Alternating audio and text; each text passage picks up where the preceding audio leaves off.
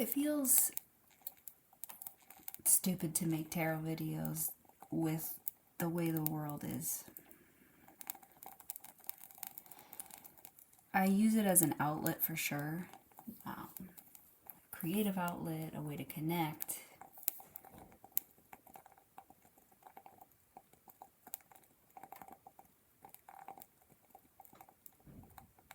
But I hope you're out there fighting the fight with me too, so that it's not so lonely. Don't just talk about the fun things. Make sure you're talking about the hard things too.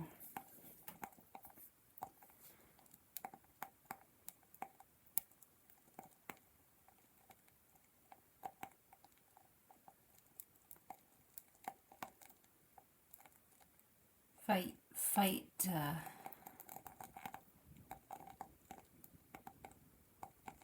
settler colonialism wherever it is, especially if you're a part of it. Are you living on stolen land? You probably are.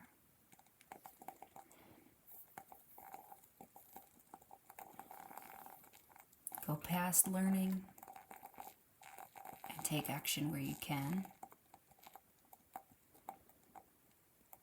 Pressure your government, your employer, your family. Don't let them also live in comfortable ignorance.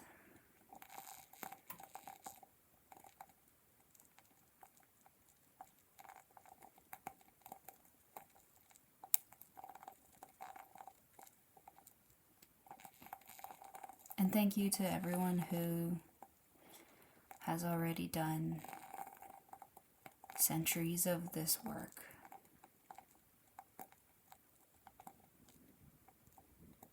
It's never going to stop. But neither will we. If you like this art, this is by Madi in the Sky. And you can purchase a tote with this art on it. And the funds go to Missing and Murdered Indigenous Women Awareness.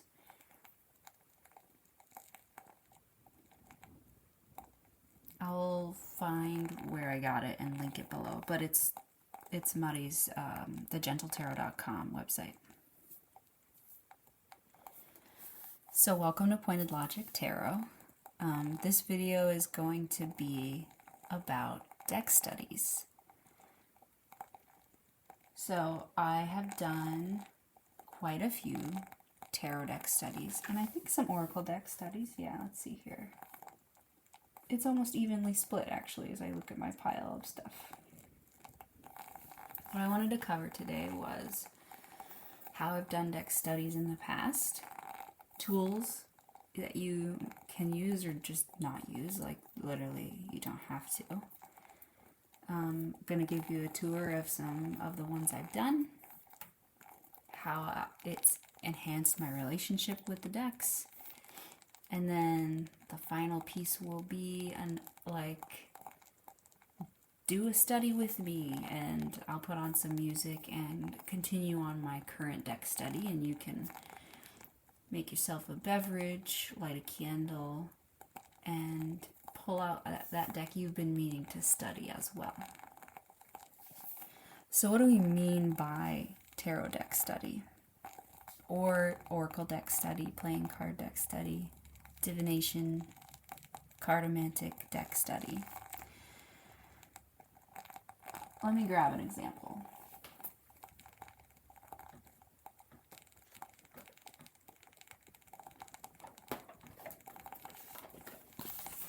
Typically, a deck study means to me, you take a deck that you like, or maybe one you don't like, and you go deeper than just reading with it.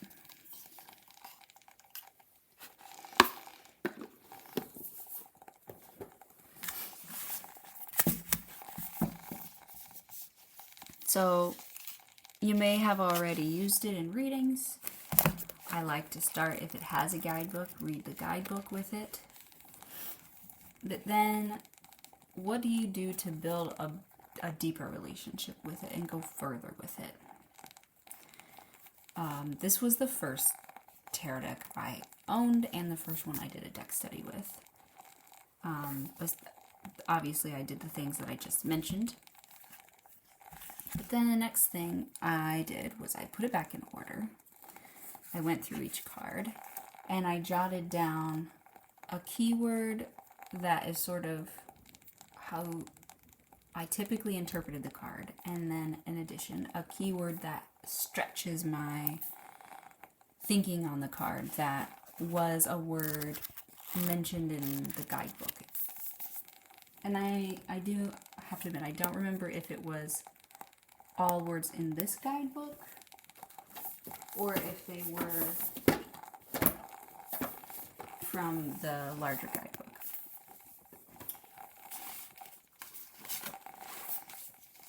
But that gets on to tools. So I encourage you to get just a little notepad, scrap paper. The messier the better.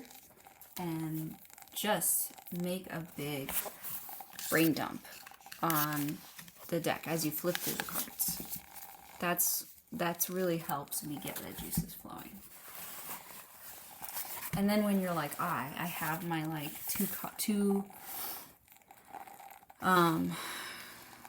my 2 words or whatever per card, I'm going to make it pretty. Then you can, put it in your tarot journal however you like. So the way I do it in my tarot journal is when I use pencil, I just sketch out what I like. And when I use pen, it's like to contribute to a deck study. Now the Gentle Tarot, I have done multiple iterations of a deck study. This is the most recent version with these keywords. But I have other notebooks with notes on this deck. Something that I did that was an absolute delight was when I first got the big guidebook in, I took the deck, shuffled it up, and then every day, sometimes twice a day, like once in the morning, once in the evening, I would draw a card, read an entry out of the guidebook, and then this guidebook has questions in every single card write-up. So it talks about the card, and then it has questions in sort of the upright. Are there aspects of your life where you can invite more playfulness? Have there been heavy situations that could benefit from curiosity? As well as in the reverse. Are there opportunities you could have held back from engaging with? No. Are there opportunities that you have held back from engaging with? Would you like to create a space for newness? I would use those prompts to journal. And they make really great spreads too. So I would expand upon it. I would, I had this deck.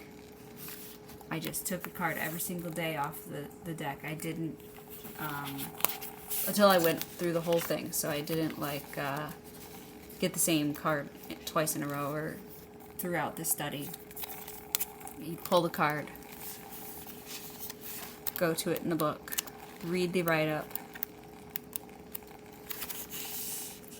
then either make a spread with the questions in the write-up or just sort of journal answers about them and reflect on them. That is one of the most fluid, low-pressure ways to do a deck study, in my opinion. It helps, though, when it's a deck that has a lot of resources with it, right? Mari's work is always rich with symbolism, and the interpretations are shared. So, if you have a deck that doesn't have anything, or has something in another language you don't speak, what do you do then? This was the second deck I did a study on, Flower Medicine Oracle. It is a very pretty deck, but this is all you get. Which, no shade, these are nice. There's 1 or 2 sentences. Sometimes it's just a couple of keywords. I think there's 50 cards. Oh yeah, it also comes with a cool color meanings card. Each card has a flower and it has a keyword or a phrase, wishes will be granted. So, what I did was kind of made my own guidebook for this. And that was my version of a deck study. Oh, 48 cards. I'll show that example real quick.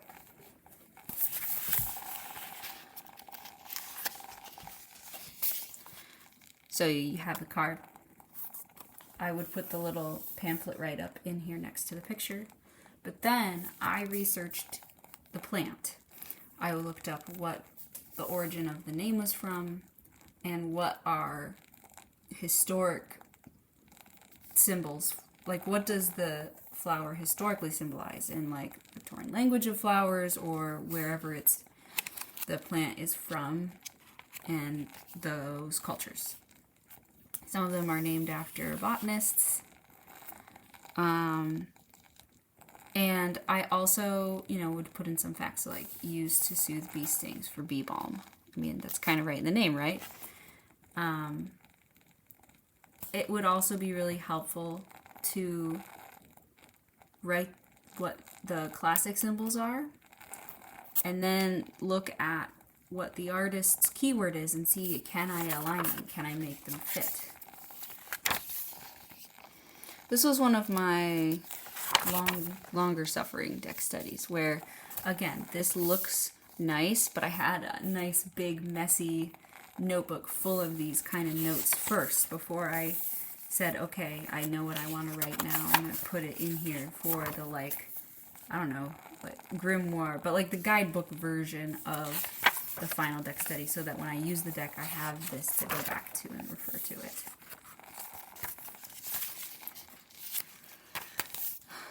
So that's a couple of them. Some tools. These are not necessary. You literally just need your brain and a deck to do a deck study. You don't have to have any tools. Tools that I like. A pen, mechanical pencil or regular pencil, an eraser. If you want to be fancy, whiteout tape, if you use a pen. Some deck studies you might want to use colored markers. These are paint pens, and this is because I actually wrote on a deck for a deck study. And tape, if you would prefer to tape out things rather than white out over it, or if you print out pictures of cards and you want to tape them into your journal. So those are some ideas for like tools you might use. But you could also do a digital deck study, which is the next one I'm going to talk about. So I'm going to show the deck and talk about it a little bit, but then I'll show some screenshots or a screen capture of my notes, because this I made a digital deck study of, and the reason was it's in French.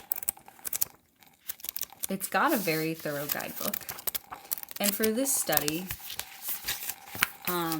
it literally wasn't much more than going through every single card and the guidebook entry and translating it using Google Translate. And I made a PDF English version guidebook to the best of my abilities. I wouldn't say it's, translator approved or anything. But it really helped me memorize these cards, honestly, and I still go back and refer to it, but this deck is fairly smooth sailing for me to use, even though it's in French, because I spent such a long time making a digital guidebook with an English translation of it. I also translated all of the spreads that were in the book and then did them all with the deck as a way to really connect with the deck. In this one, I also put notes on the imagery and the symbolism and just sort of my thoughts to sort of help me translate and contribute to remembering the cards. So I'll put a few images on the screen. And if anyone has that deck, that's a mass market deck you can buy. I'm happy to share my PDF translated guidebook if it's worth anything to anyone. It's, again, certainly not perfect because it's based on Google Translate and not a proper French speaker. Okay. I feel like if anyone sits down and says, I want to learn the RWS Tarot, you've done a deck study with this deck, because so many of the books on tarot are based on this deck. The symbolism. I haven't done a card by card study per se on this deck, but I've sat down and read books that go card by card. So I count this one as one that I've studied, even though in this case, this is what I mean when I say you don't actually need any tools, just a deck of cards and your brain. But a pen and paper is very helpful. So with this one, I have learned a ton about the RWS. I do have a lot of like notes digitally on keywords for this deck, on numerology, because this is kind of goofy when you compare it to Marseille and some of the other ways tarot is interpreted. So trying to like figure out how exactly you fit it in there,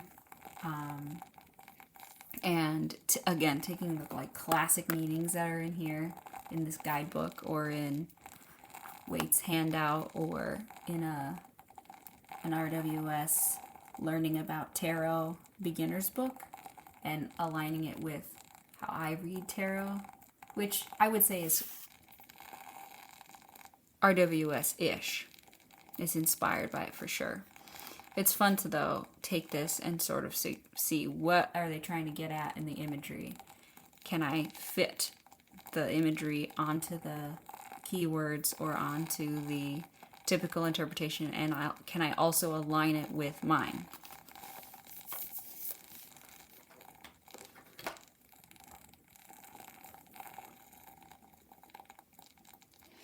Okay, here's another one. This one, I've only done a study of the major arcana. The book is actually essays for each major. They're really good. They are very specific to my region of the United States where I live, the Rust Belt. But what I did with this was I read the entry and then I would journal about it and use the deck to do a reading. So I would use the full deck to do a reading about my thoughts on each essay. This one, it could be an even deeper dive because it's like the suits are the same, but they're very unique. All of the courts are real people. All of the minors have one or two keywords, which is interesting. And then all of the majors, like I said, have those essays. So, and then the fact too that it is, you know, it's very relevant to my region, it's relevant to my work. I work in community organizing, so it's kind of, it's anti-capitalist, it's environmentalist, it's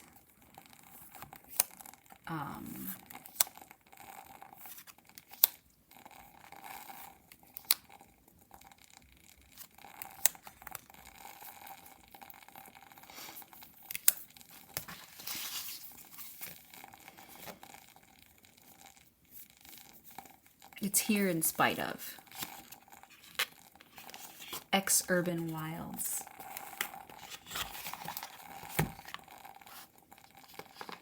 By the way, this was out of print for a while, but it is back. It's a small independent publisher called Belt Publishing. They also do one called Great Lakes Tarot that I love. That's also back. You should get them.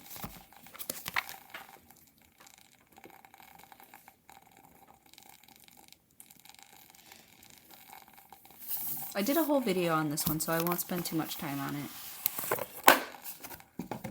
But this is one where, rather than it doesn't have enough information, like the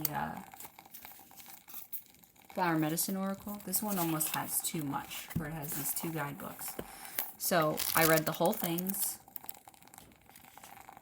I then pulled out a single keyword from each either entry or the keywords up here for each book. The dawn keywords I chose are at the top, and the dusk ones are on the bottom. This is the one I used the paint pens on. So this was a deck study in service of learning the deck to make it more usable to me. It was in service of making it more streamlined. It was in service of, which I would say deck studies often are, right? You're trying to better understand a deck so that it's more seamless when you want to use it. But yeah. So now I can use the guidebooks if I want, or I can just pop this in my bag without all this and use the deck very quickly and easily in large or small readings.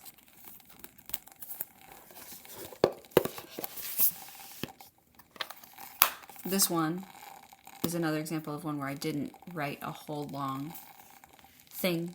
I just carefully read the books and translated took what I wanted out of it and put it onto the cards.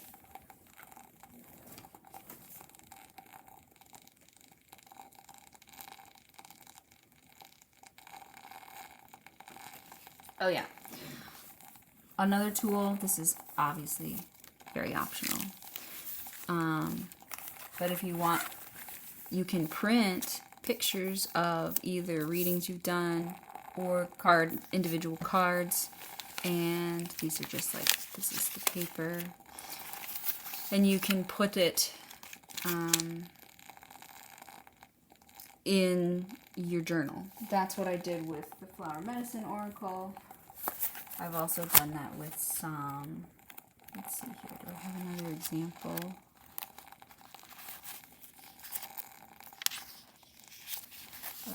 Just like some of my readings.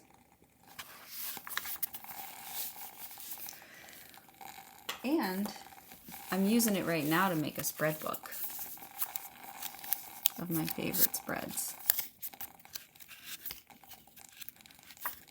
So, work in progress, but that's been cool. As I've come to discover certain tarot spreads, I print them and then put them in here to use.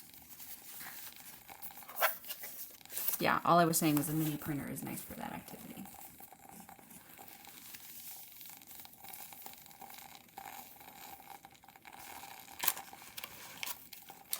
Okay.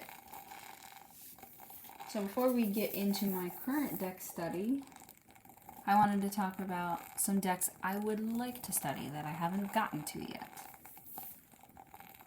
I think the next one up is going to be this Lenormand deck. I've read the guidebook, I've gone through the cards, I've started trying out readings with it, but I really want to sit down and thoroughly write just my understanding of this system in a way that mostly, like it will improve my relationship with this deck, but it actually is even more so for my relationship and understanding of the system in general. I have 2 Star Trek decks that I want to do deck studies on. This one is Next Gen, Deep Space Nine, and Voyager all kind of mashed up together. It's a fandom deck. I mean, I guess they're both fandom decks. This is an indie fandom deck. It's really cool. But I don't necessarily understand all of the choices in here. Some of them are like, obviously, that totally makes sense. And some of them I'm like, I need to think about that. But I recently got the digital guidebook. The artist finished creating the guidebook and sent it to folks who had gotten this deck. So I've been reading it, and I want to do a study where my opinions of these episodes depicted, or these characters, and my understanding of the card, and write about that.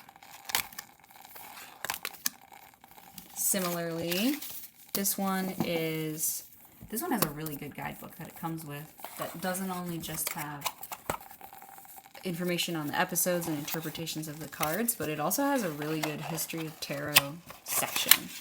And it's nice because it's not that, the frequent misinformation you get about tarot history that gets passed along all too easily by folks.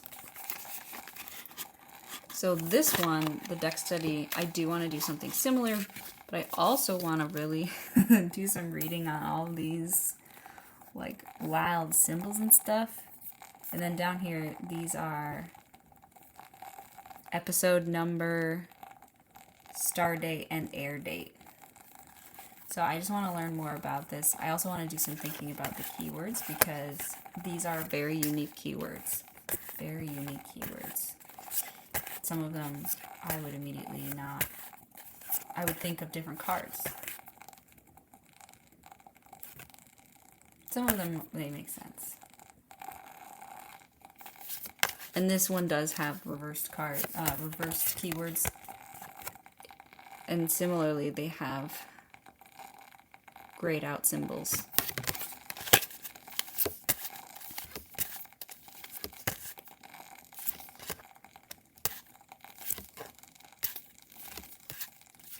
So this one is it's just fun. I just want to spend more time with it, and I think a deck study would be a really good way to do that. And with this one, I think it would be card by card, where I just take notes on my understanding of the card meaning with the episode. Because this one is very episode specific. Each card has its own episode, versus the other one that's got overlapping episodes potentially, and it's mostly either about the scene or the character.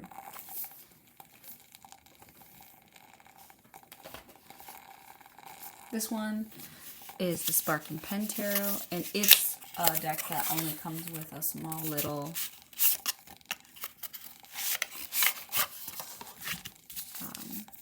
keyword list. They're good keywords, but I want to sit down and write about the imagery, because it's pretty cool.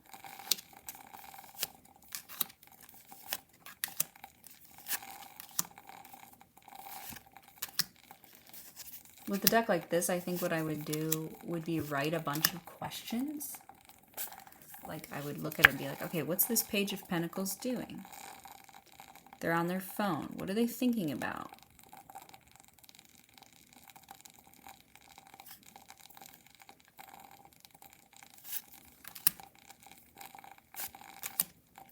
It also has a light and a shadow bonus card. I would like to write a little guidebook for this deck with my description of the imagery and how it aligns with the meanings of the cards.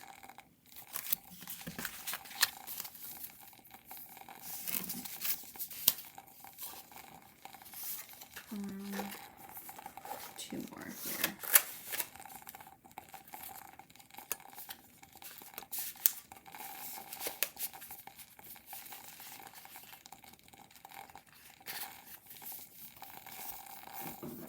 This is the Naturescapes Tarot. This is a box I made for it. Like, okay, I like tuck boxes, okay? And you all are probably aghast. But this is from Make Playing Cards.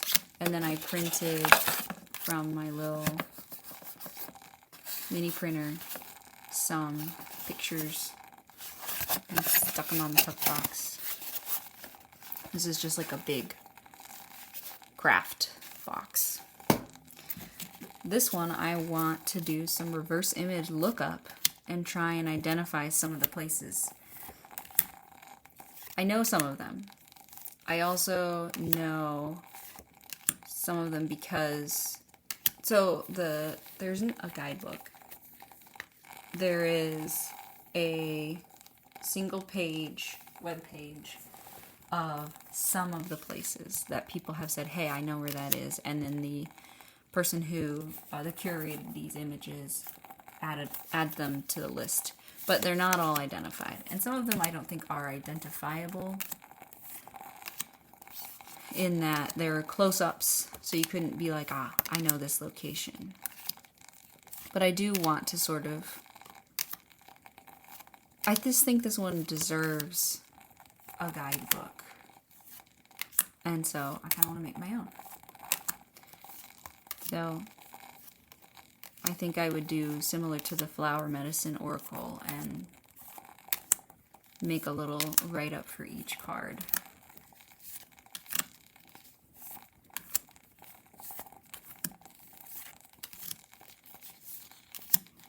It's a stunning deck, and I will say you don't need a guidebook to read with it. I want to learn more about the places, but I feel like it's a very intuitive deck. And then lastly, a deck I want to study is this little one. This is the Cosmovisions Oracle. I know there's a big book that goes with this, which I do not have. I have the Geomancy coins that are Geomantic Visions and have the same court card characters in it. Mostly, I want to write about the imagery or the titles and how what's depicted aligns with the tarot meanings. Because if you look in here, this is just a fold out. And I know this says Oracle, but even like the Swan, protective, good omen, clarity. The Peacock, nurturing, peaceful fusion of opposites. The Pelican, structure, control, harshness. The numbers align with tarot, and so do the keywords. So I want to learn a little bit more about this deck, and I've just been using it as a tarot deck pretty much when I use it, and for the most part going off the number. But I really want to sit down and write down my thoughts on the imagery so that I can use it to better inform my readings with it. It's a pretty good reader, so I don't think it would be too hard. And I don't know how much about past lives I want to incorporate. I know that's the point of this deck, is it's a past lives deck. But I just think that there's more here for me than just that.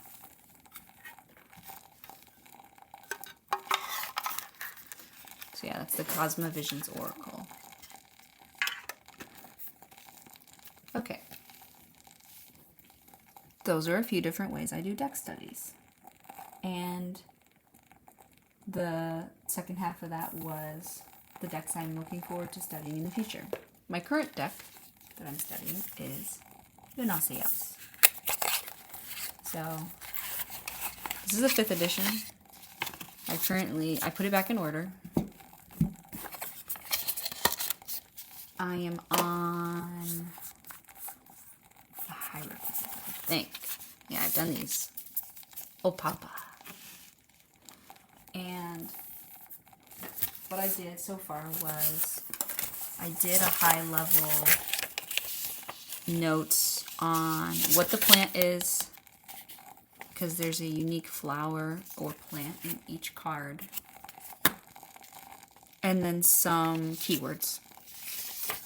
I also wrote a little bit about the suits, because each suit has one flower.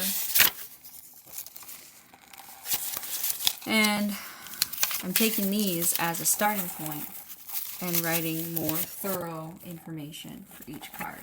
This one I've decided not to do any kind of like elaborate images or anything in my journal. I'll show you what it looks like so far.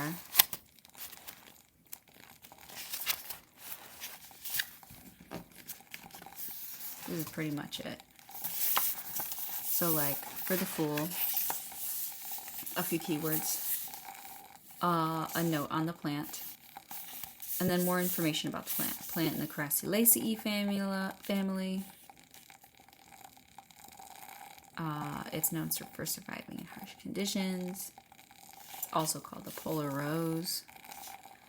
And like the one that I just did, the Emperor actually had two plants, Dutchman's pipe, which that particular species of Dutchman's pipe is endemic to the area that the author is from. It's toxic. It was used to assist in childbirth and abortion and impotence. So, like, it's interesting to think about that alongside, and it's intertwined all over the Emperor here. And then the tree that the skeleton is leaning against, and the one over here is the cypress. That symbolizes hospitality. It symbolizes mourning. The dude is dead here. They're planted in cemeteries. So, like, it's cool to take the plants here and elevate them and in their symbolism front and center. So that's what this deck study is going to be. So I invite you, I'm going to do a few cards on camera, pull up a beverage and join me, and you can do it alongside me if you would like.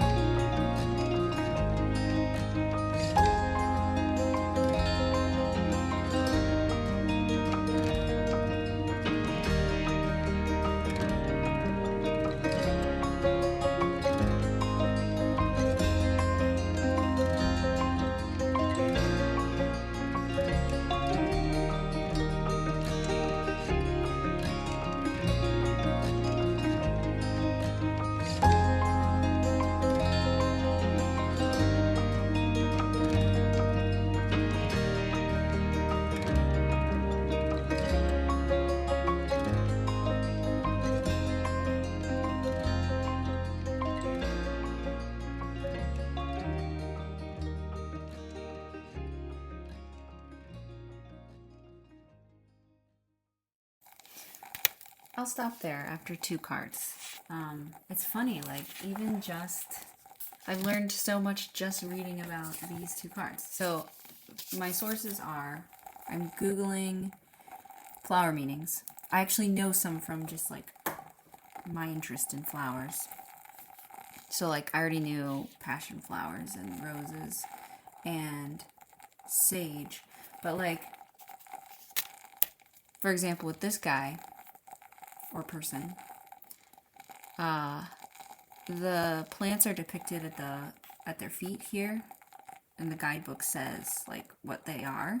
But I think that all of the ones listed are also both medicinal and culinary, and could be in the incense. Especially because it talks about how aromatic they are. And what's really neat is the main one is sage. And a sage is also somebody who is a wise person. So I think that's kind of a neat duality in this card. In the Lover's card, roses symbolize love and unification, and passion flowers symbolize sacrifice, which I think is interesting because folks hear the word passion, a lot of times you think passionate. But passion flowers were named after, like, the crucifixion or something. I think I have that written even earlier. The passion flowers card in this deck. I love when they kind of overlap like that. Here we go. Name Latin Passioneum, which means suffering and endurance. Passion flower was named by a Roman Catholic priest in reference to the Passion, i.e. the crucifixion. So that's kind of interesting. So they often symbolize sacrifice. And I think it's, in a card like this, with the duality of the lovers, you need love and unification, and you need sacrifice in a strong relationship. So those are the kind of notes I made. And yeah, this is a pretty casual deck study, but it's one I've enjoyed. I've only gotten this far, and I look forward to continuing through the deck. When I get to the minors, I often write a little, what are my overall thoughts if the suit is strongly themed, and if you'll notice, these ones are very strongly themed on color, and each one has one flower for the full suit. So that will come up in my notes. I hope you enjoyed. Thanks for sticking around and doing a deck study session with me. Yeah, this is an invitation to play and get really creative with how you learn about your cards and how you use them. They can be used for serious things. They can be used for playing games. They are from a card game. Tarot is a card game. And like I mentioned at the beginning, if you want to get this art piece from Mari, I think they're going to be available on, I don't know if it's on her current Kickstarter, but I do know they're on her website. And land back, free Palestine, all the things. Thanks for watching and take care.